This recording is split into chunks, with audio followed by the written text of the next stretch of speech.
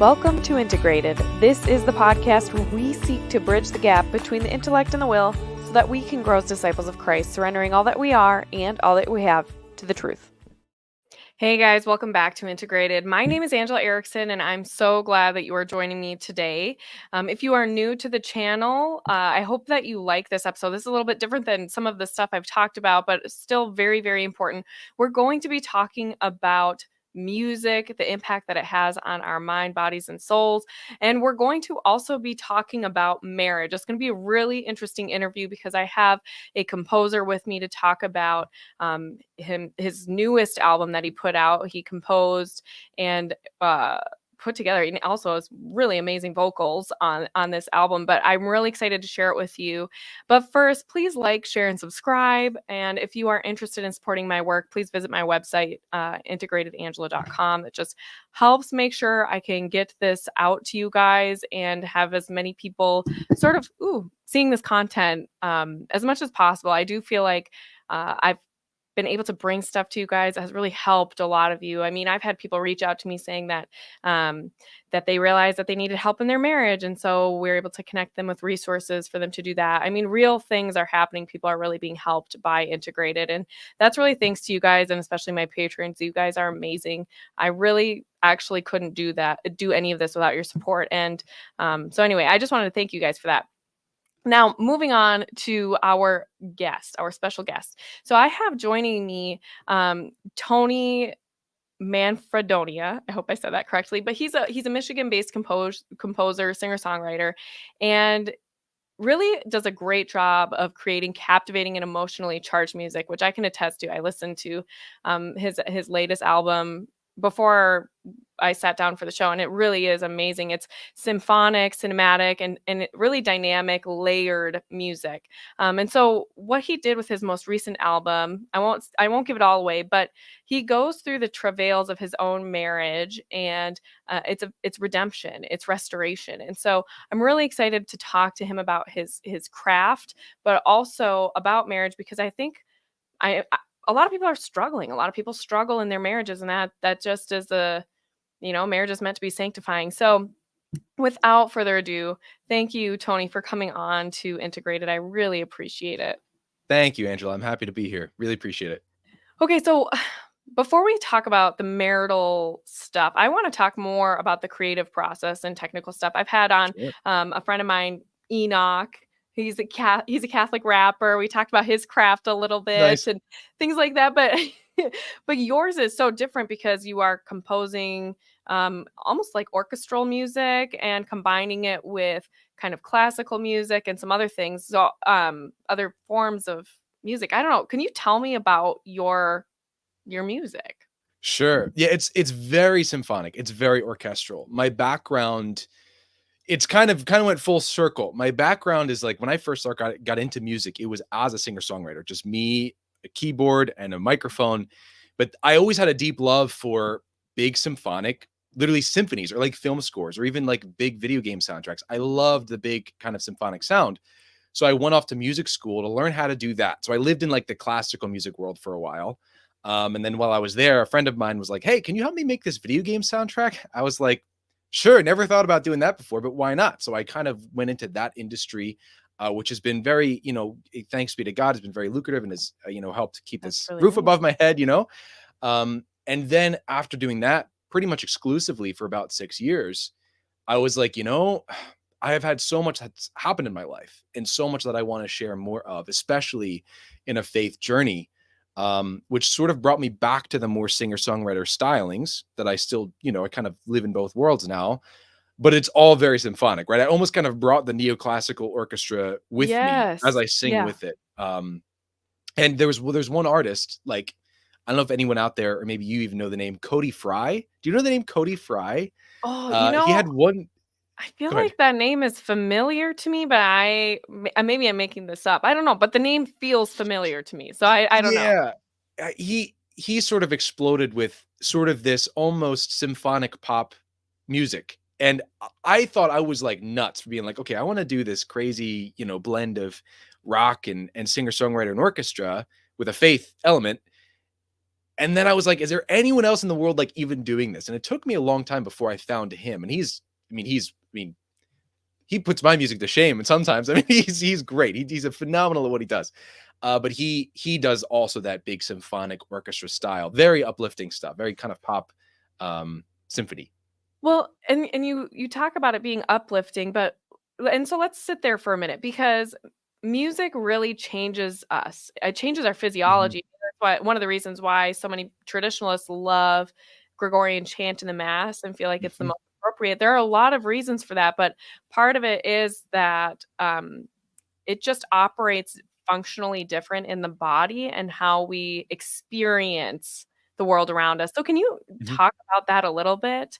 Uh, Yeah, yeah. I try to come at it from the angle of impactful. And I don't think it necessarily has to be always like everything we listen to must be uplifting, right? I don't right. believe that because I also think, a good example would be when my wife, we lost her dad about 3 years ago. Like in that moment, it wasn't the uplifting stuff that was kind of helping her and me and us process the grief. It was kind of listening to music about grief and letting that sort of console us in a way. And of course, Yeah. then you come out of it and you start, okay, I want to listen to something that is a little bit more jovial or whatever.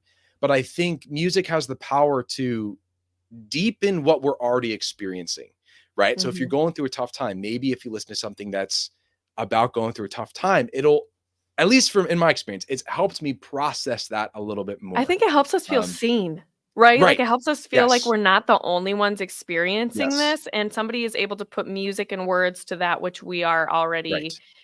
we're trying to sort through. But sometimes too, on the other end of things, there can almost be an excess, right? We talked a little bit before Yes. we went live about a lot of emo music or things that Yeah. we maybe listened to growing up is like super depressing and it doesn't Yeah. really do anything to pull you out of your depression. It just sort of Right. makes you more depressed and suicidal. I mean, those are really the common themes of a lot of that kind of metal suicide like metal emo music, the really Yeah. darker stuff.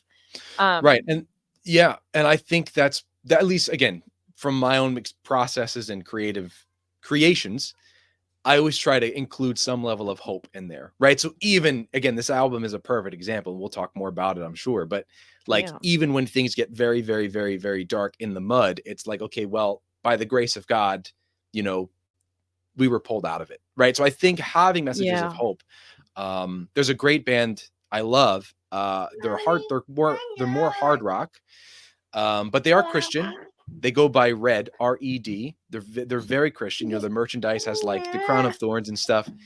And their music's pretty intense. I mean, it's pretty intense. But even when it gets to those dark places, they always have something that's like, even if it's the last song on the album, it pulls you out. It's like, okay, look to God, look to Christ to save you out of these moments.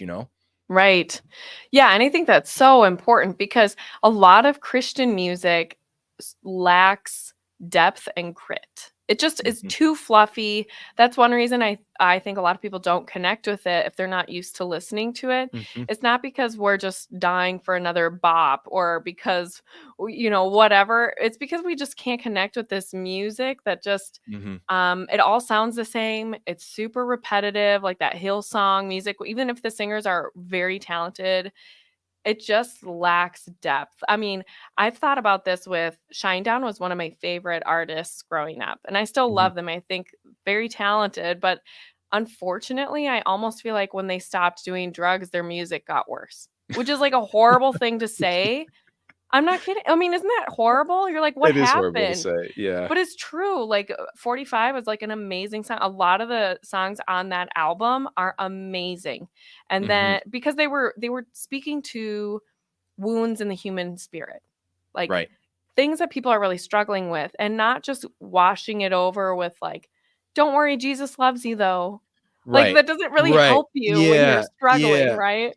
Well, that's I agree, and I think it's partly the reason why, again, after, like, 6 years straight of doing full-time video game music, had a very life-changing experience, which led to this album, Anchored, and after that, it's like, okay, it's almost like witnessing the transfiguration, like, you have this just incredible divine intervention moment, and then it's like we're kind of going back to the video game music world where everybody's just kinda talking about the latest bop or the latest whatever. And it's like, I, there's more we could be talking about here. There's more For going sure. on. There's more that we can't even see or comprehend. Um, which is why I'm on this journey now, which is because it's like, I want to see less fluff Yeah. personally in the music world, For you know? sure.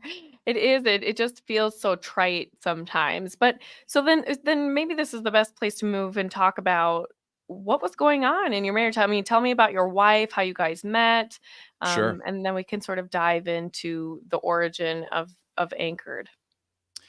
My wife and I met, of all places, on Tumblr. If anyone knows Tumblr, the blog, I don't even know if the website still exists anymore, but this was back in 2013. And we actually had our own little blogs for mental health recovery, depression, anxiety, that type of stuff. And I made some kind of post, or I reposted an article or something. It was something very Christian, something very Catholic. I reposted it. And I got all this hate mail coming in my inbox, I'm and one sure. person, one person did not have hate mail. And they said, actually, I really support you, what you're saying. And that was my wife. So I said, whoa, okay. So I replied to her and we just kind of started talking. It was just, not a dating website. We just kind of started talking. Oh, you're Catholic. Oh, you're Catholic. Cool, cool. It just led to messaging and then, FaceTime to like talk over the internet in real person. We were long distance. I was in Pennsylvania. She was here in Michigan.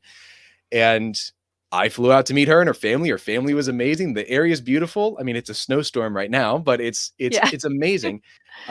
And one thing led to another. It was just happening so quick. Wow. And we've been married now 7 years. No kids yet. Pray for us, Yeah, God praying willing. for you. And it was 2 years ago that we hit a really rocky part. And that was largely my own fault. It was largely my own. And I'm not afraid to speak of my own mistakes. I mean, I think that's kind of what happens with testimonies. You kind of have to talk about your own You have to own it. errors. Yeah, right. Yep. Um, and it really came down to my not eagerness to have children. So she was dealing Mm. with a lot of health conditions over the first 5 years of our marriage, from Lyme disease, parasites, hypothyroid. I mean, just this slew of stuff that even most doctors couldn't even really pinpoint until we I found one can doctor who relate to could. that a lot. Yeah, that's a hard I place to be. it is. It's a very hard place to be. And so once she sort of found more strength, more energy, more healing, the conversation of like, okay, well, let's talk about children. Let's talk about a future family. And at this point, it was 5 years of me being very used to not having children around at all. My music career was getting bigger. My work in the video game music world was growing, and I became very secular mindset of like, I want to be the next John Williams. I want to be I want my name in lights. I want this and that. And it really destroyed me. It destroyed us because it became my God. My music career became Wow. my God. Um, it's not that I never stopped going to mass, but my prayer life was close to nothing. Um, there wasn't really much going on. And so, of course, in a Catholic marriage, when you have one side saying, well, I want kids, the other side saying, nope. I mean, that's just A not going to fly. heartbreak. Yeah, Yeah. that's hard. I think especially as a woman, we desire it's written into our hearts most of the time. Hmm. If it's not, it's because something very traumatic happened. There was a Hmm. fracturing there. And Hmm. if there hasn't been a total fracture there, naturally our hearts are ordered towards nurturing, and we have to have someone to nurture, and it's properly ordered towards our children. That's just innate.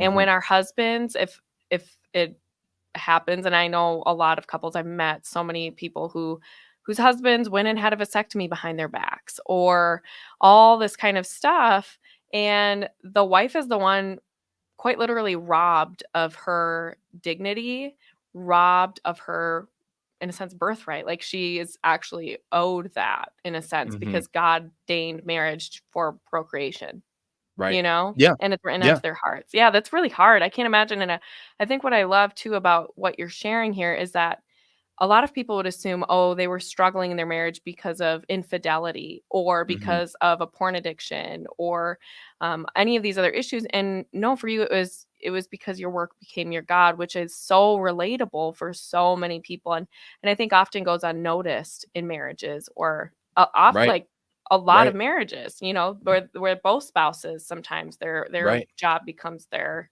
Right. God. And it was a matter of comfort. It was like, well, now I'm comfortable. Now I'm comfortable and I don't want this. I don't want to change. I don't want things to change.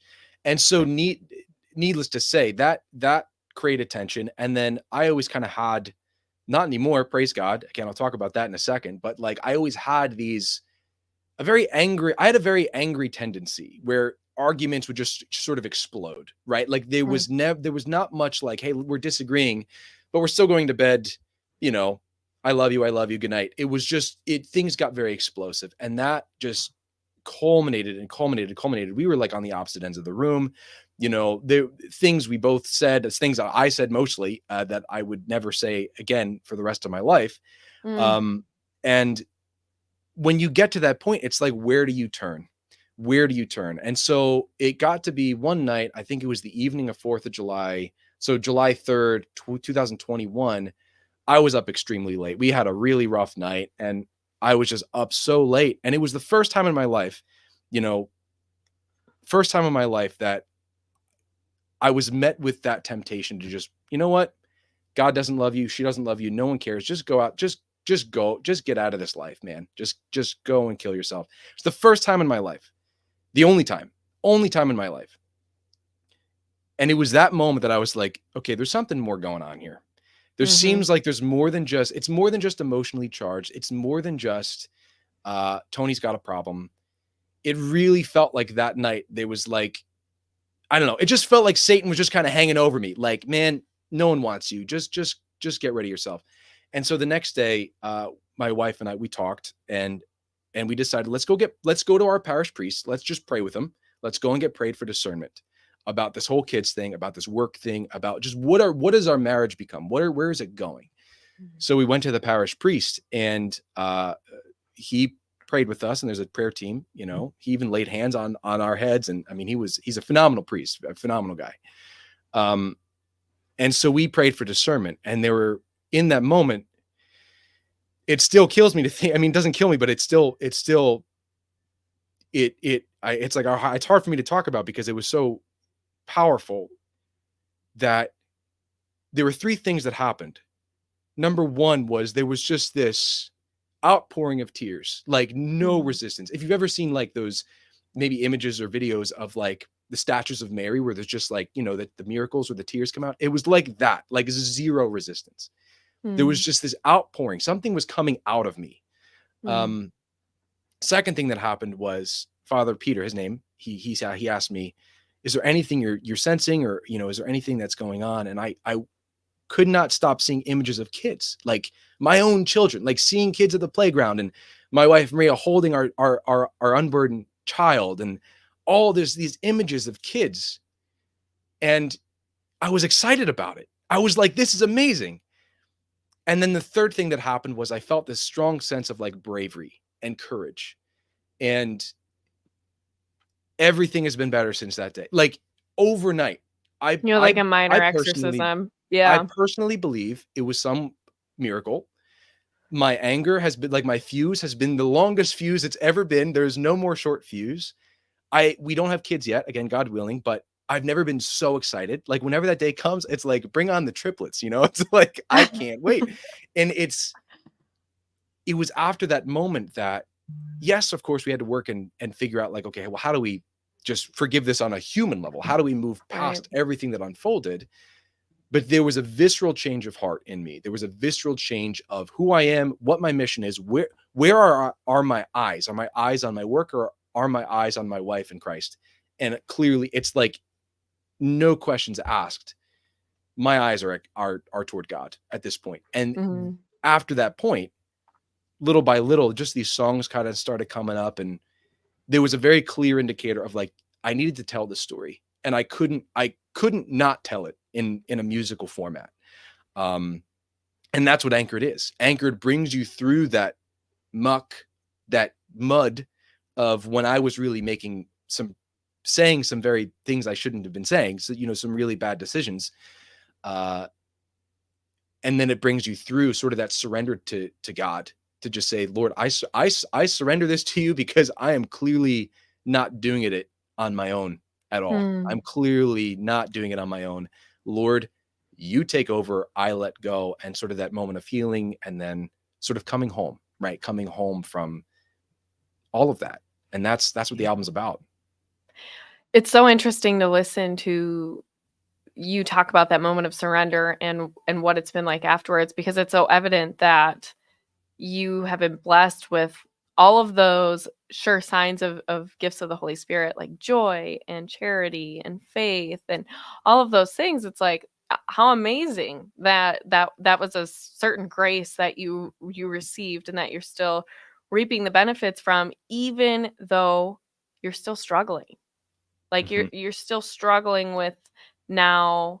Like I know for me, I would feel tempted to feel like, is God punishing me now because I was mhm, unfaithful for 5 years and had this resistance, mhm. or what's going on? So now it's a new kind of entrustment. You're still having to give yourself over.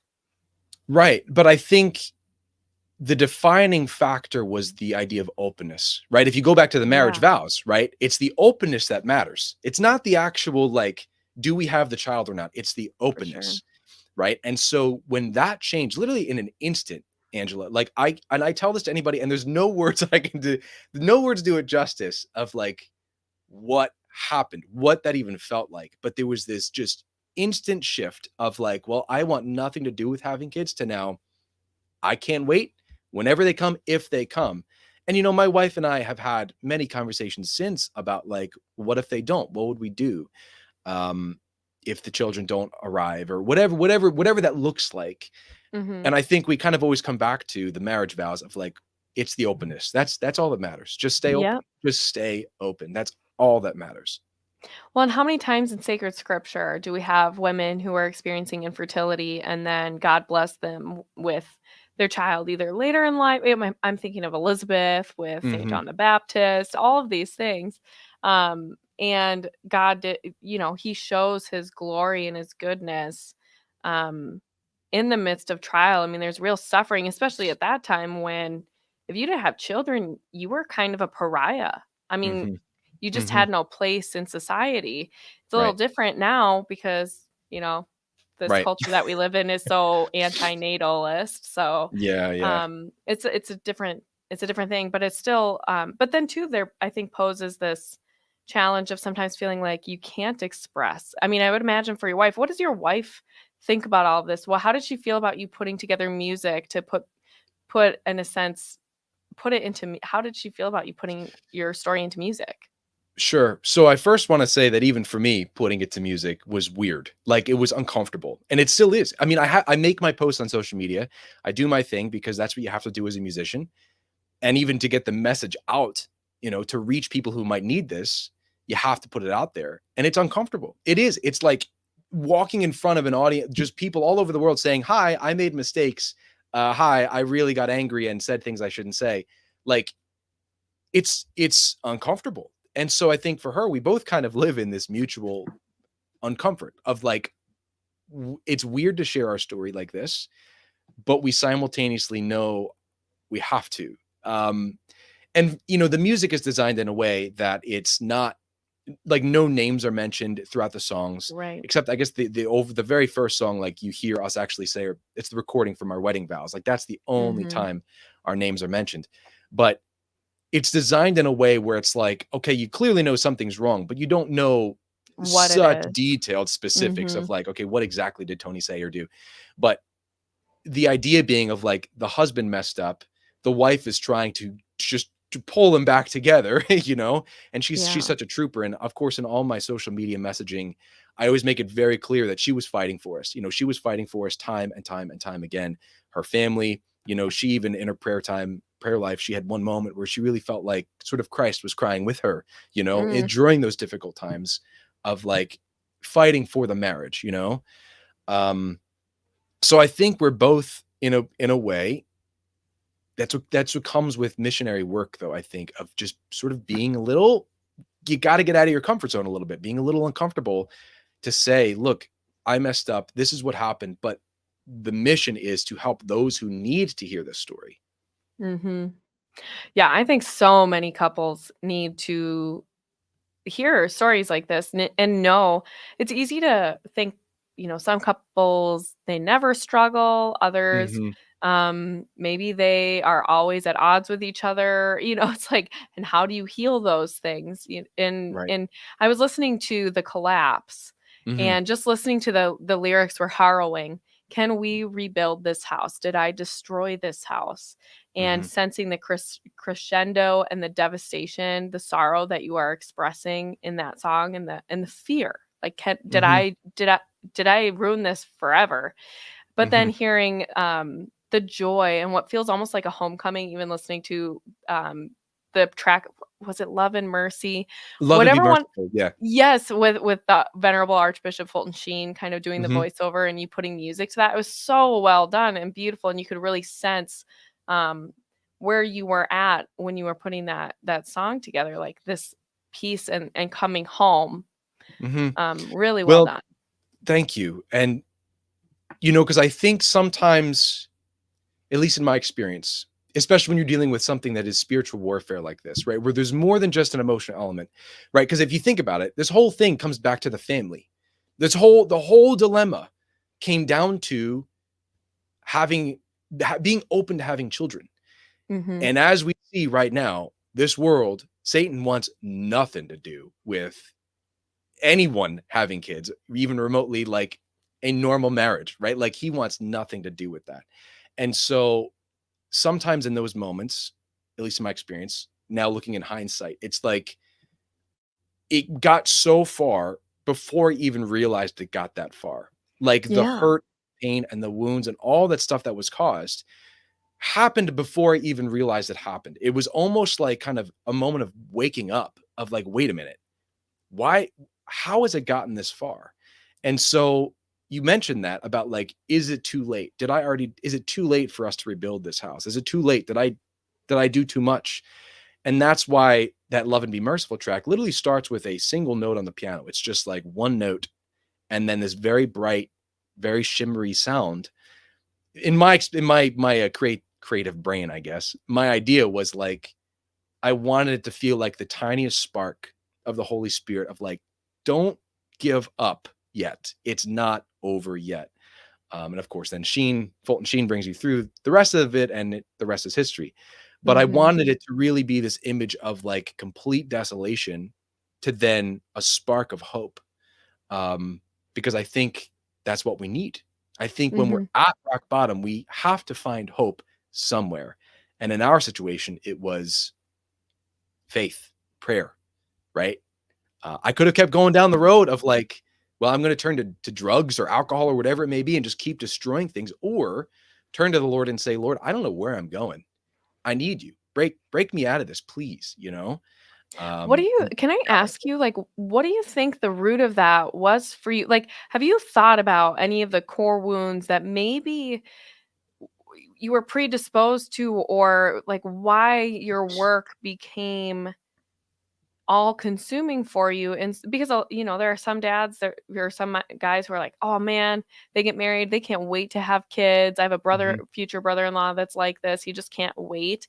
um and for other men, like my husband, really, he's more inclined to being a workaholic a little mhm, bit, and he and I were more cautious to have kids. I mean, I got married when I was 21, mhm. and we didn't have our first until I was 23.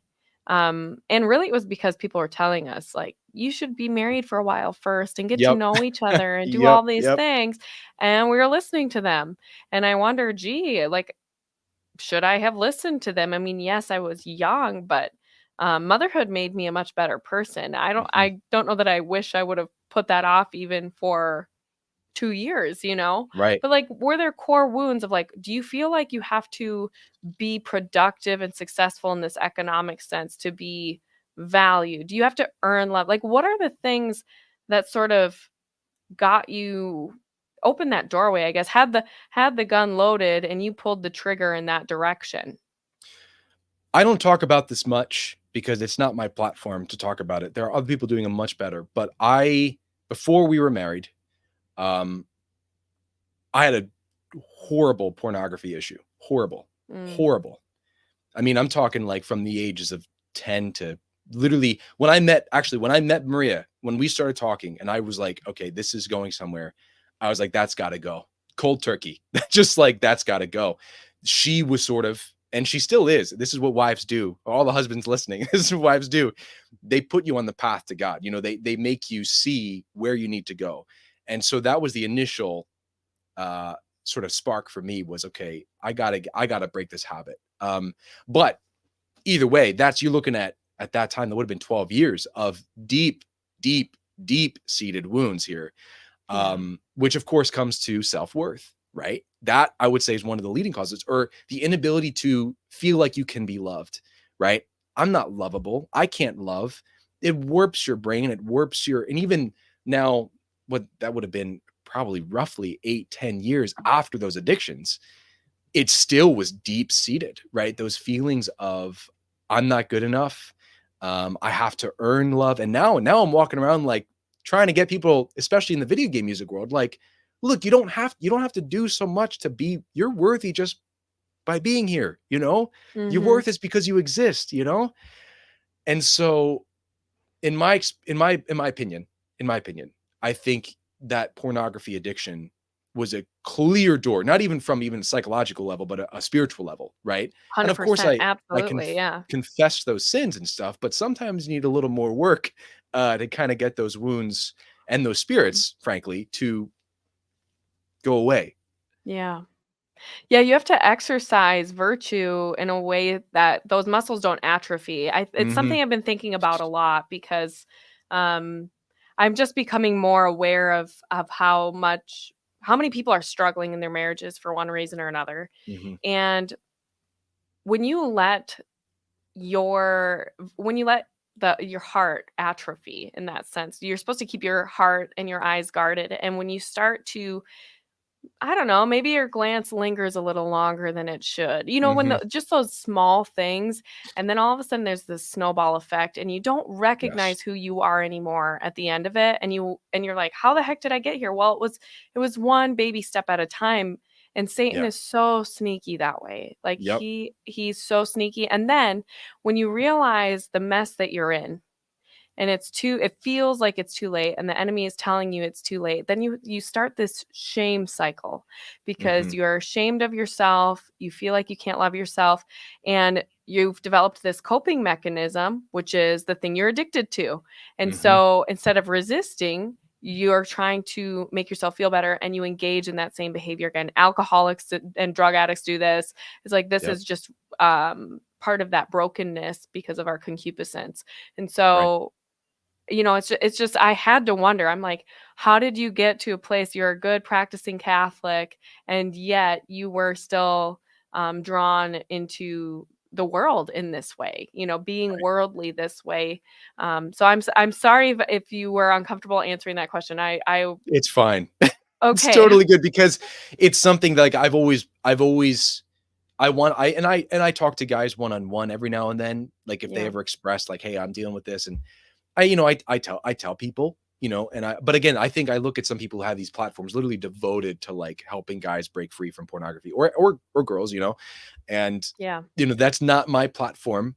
That's not my Yeah. at least not right now. There might be a time God puts me up there or whatever, wherever he wants me to do. Fine. I've officially learned that planning is overrated and I just wake up and do what I need to do, Yeah. but Oh. it it definitely had a huge impact on self-worth. Mm. Which, and I think even now I have to be very careful as a musician to not let those little moments of like the worldly successes, quote unquote, sort of come in. I Right. have to be very proactive. My prayer life every day is, Lord, just keep me humble. Just keep me humble. Give me wisdom to do today. That's all I want. I want to do your will, Lord, because the musician life, the artist life is a very fine line. Even the topic of this album, right? It's like, okay, I could be sharing these stories seeking to capitalize off of it, or I could be sharing these stories to help people, right? And so I'm Yeah. always trying to take the angle of, I'm not doing this for the money. I've got this work over here.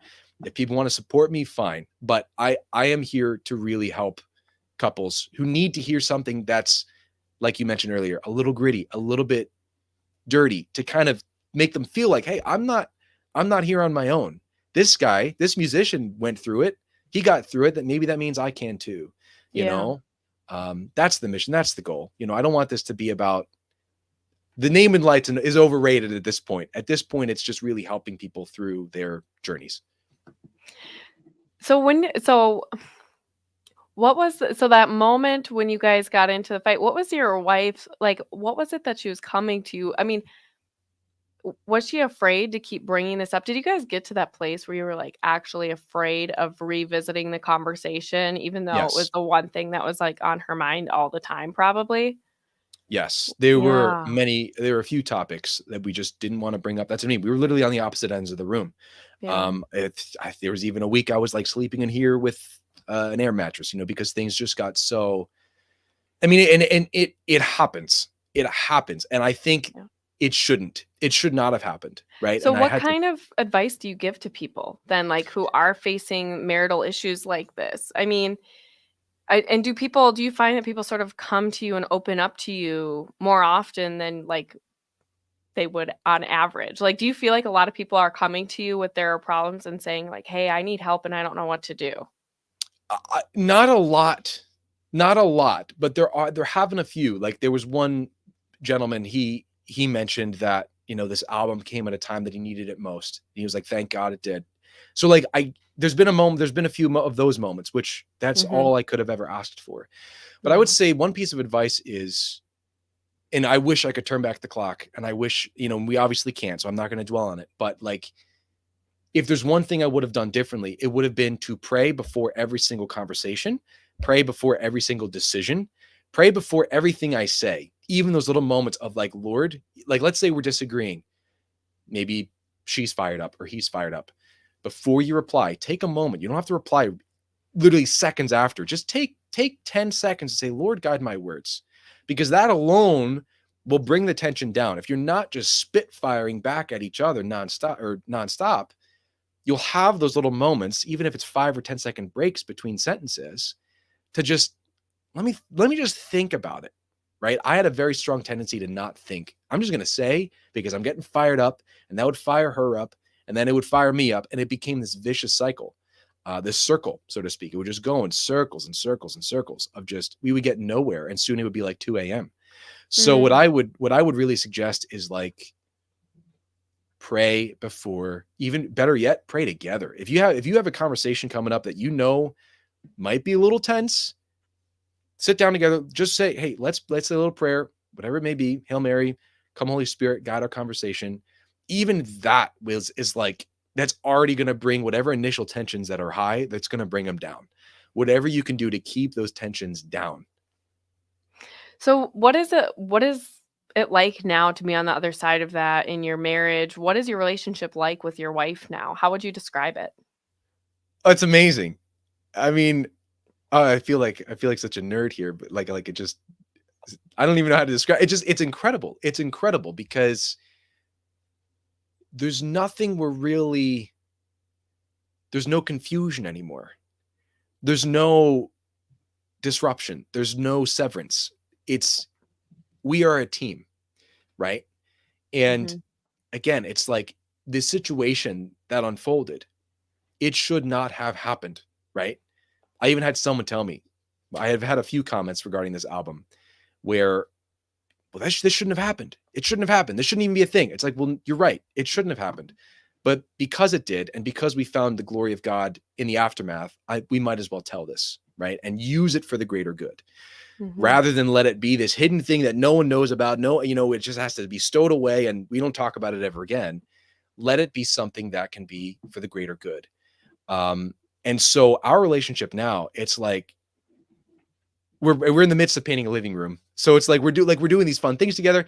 There's nothing better. That's all I can say. There's nothing Yeah. better.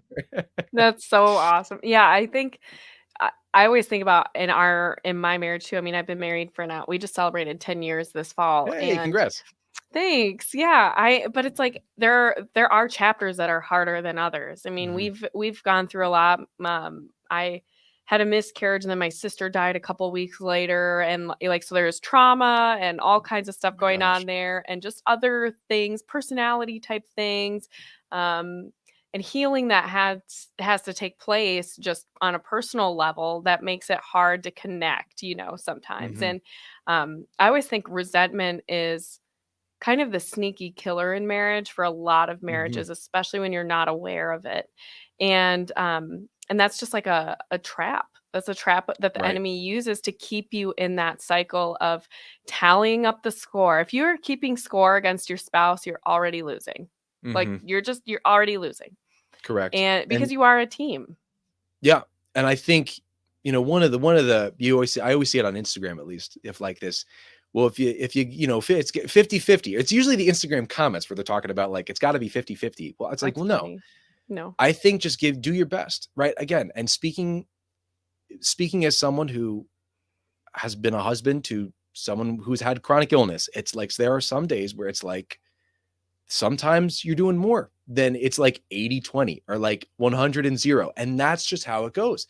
And that's okay. There are times where I'm really sick. And, Maria, God bless her. Like sometimes even when I get a cold, I feel like I'm dying, and she, of You get course, the man yeah, cold. I get the man cold. So it's like, No.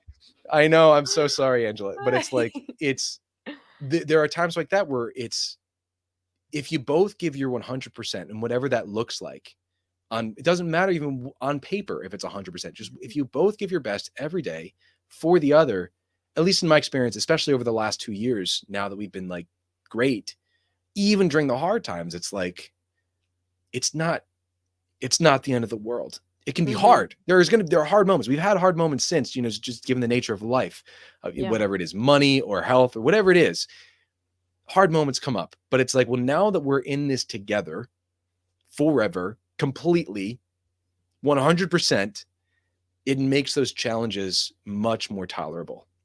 Well, and I think too, like when you struggle together and you fight together and you have those hard conversations, Mhm. that connection is strengthened. Those bonds are strengthened afterwards after you come to resolution. Especially if you can see that this other person is on your team. Like Right. and usually they're not trying to hurt you. Right. Usually it's a misunderstanding or, we have different perspectives or something. And you're like, we may not agree on this, but you're on my team. And this is what I need you to understand. And this is what I need to understand from your perspective. And like, there has to Mhm. be that give and take. And I love that you were able to put that into music and that you had this sort of like revelatory, instantaneous Holy Spirit conversion. I mean, really, it's a conversion. It really is a conversion. Yeah. And that's, if for those who are curious, I mean, there's a whole music video where I essentially tried to recreate it. I even got the same people praying with me and us. It's called Visions from God. Visions from God is really that turning point. And that's really the only song on there where I get extremely specific about what happened. Where it's like I see children, I see my unborn children, right? Right. That's really the only song where it gets super, super specific to like my personal testimony. Um, but the idea of Visions from God being like, it's about letting go. It's about surrendering. And I think that's so hard for people who are more work oriented to just Yeah. surrender to God. Even in marriages, just surrender your marriage to God. If you're going through a tough time, that would be one more thing I could just try it out for a little while. When you pray, just say, Lord, I surrender this to you. We surrender this to you. This trouble we're having, or if whoever's not speaking to whoever, or whatever, if there's anything really bad going on, just say, Lord, I let go. Just you take over. You take over, because I'm getting in the way. And I think we Yeah. as humans have a huge tendency to just get in the way. So, Well, and it's because we want to be in control, right? Like you yeah, wanted to be in yeah, control of your life. And you don't have that control when you have kids. Like right. your heart is literally beating outside of your chest. And Yeah. there's no controlling that. I mean, it's like, yeah, it's a totally different experience, but it's so life-giving. Mhm. And I'm excited for you guys. I'm going to be praying for you. And Thank I, you. I would encourage everyone here to also pray for them because, yeah, it's just such a great gift. And I really think that God is using your story to reach people. And so I just love how layered your music is and how you went about creating this album. And you raised the money in 48 hours on Kickstarter for It was this, correct? real quick. Yeah, it was a weekend. It was literally just again, by the grace of God. I don't know how that happened. My parish was very generous. A few Mm. people from who heard of it through an interview on EWTN were very generous. I mean, it was just wild. It was Wait, you wild. went on EWTN to talk about this? I did a radio broadcast That's awesome. talking about it. And then I actually, after the fact, ended up going out to talk on Life on the Rock, their show Life on the Rock. Yeah, that's Um, amazing. thank you. I mean, it was You're Catholic again, famous. I Look at can't, you. no. I'm just glad to be Catholic connected, to be honest. I'm glad to be Catholic connected. Because I Oh, think when I really decided to do this, that was its own decision of like, okay, if I make this album, that means that promoting it, making it known, that's going to be its own path. And so again, living in the world of video game music where you have people from all different kinds of backgrounds, people who want nothing to do with even the word Christian, I had everything to lose and nothing to gain, right? And so that mhm. alone was like, okay, that alone was a decision. And so I kind of Have just you went all in. lost? Have people sort of ostracized you as a result of Oh, this in your field? a few. I won't say how many, but a few. There's definitely been, and I'm sure you get them too, comments, messages, unfollows, all that good stuff. I mean, it's just it's part of the package. Part of Um, surrendering it. Yeah. and Yeah. I think I did again the exact situation of God's hand sort of coming down and saving us has really been the fuel for me whenever I feel doubt, whenever I feel like, okay, Lord, am I supposed to be doing this? I'm like, wait a minute, hold on, you take over. I'm just gonna keep going. It's allowed me to not worry as much because I think when I was really worrying and trying, like you said, trying to take control of it, when God sort of took control and was like, no, actually, this is my plan for you. Let me show you my plan for you and how that changed my heart and how that changed my life. It's like now I kind of can't go back.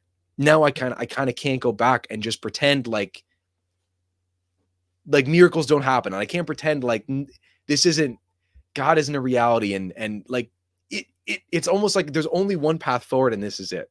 you know? Mhm. Oh, Um yeah. and it might Yeah, change and it'll swerve and things always move around, but yeah. you know, That I can relate to that a lot. I often look back on who I was 10 years ago when my husband and I first got married, and I just thank God, that I'm not that person anymore. I yeah. mean, it's like I mean, I've heard that from people too, people that I went to high school with. "Oh, she's different now." And I'm like, "Hey, thanks, praise be to Yeah, right. God." Like, Yeah, right, exactly. that is how I know God is moving in my heart. So where can people go and buy Anchored and support you in your work? Sure. Thank you. You can find everything on my website, which is manfredoniamusic.com. It's my last name, Manfredonia, music.com. And there's everything that's on there. There's where you can stream the music, watch the music videos, learn more about the album, purchase the album, the physical copies, whatever it is you want to do. Everything is there. And maybe if there's any video game or film music nerds in the room, there's plenty of that on there too. So that's really the major hub of all my stuff. That's awesome. I'm just going to throw it up on the screen here quick for anybody who is interested in learning more about you. You have an about page that is also very thorough and gives a really great background on you too. So I'm really encouraging you guys, if you haven't already, I did link it in the comment section where you can get anchored, but also if you're watching this later and you're not looking at the live stream comments or anything, it's in the description. And here it is if you want to type it into your browser right now. So thank you so much for coming on today. I really appreciate it. It was just such a great conversation, and I'm looking forward to what God is going to do in your guys' life here soon. Thank you. Thank you, Yeah. Angela. I really appreciate it. Thank you for having me. And you guys, of course, if you haven't already, like this video, share it, especially if you know somebody who's struggling in their marriage. We want to give people hope. There is hope. Marriage is hard and gritty, but it's so worth it. It's worth fighting for. Mhm. And thanks for tuning in today. God bless. Thanks, everybody.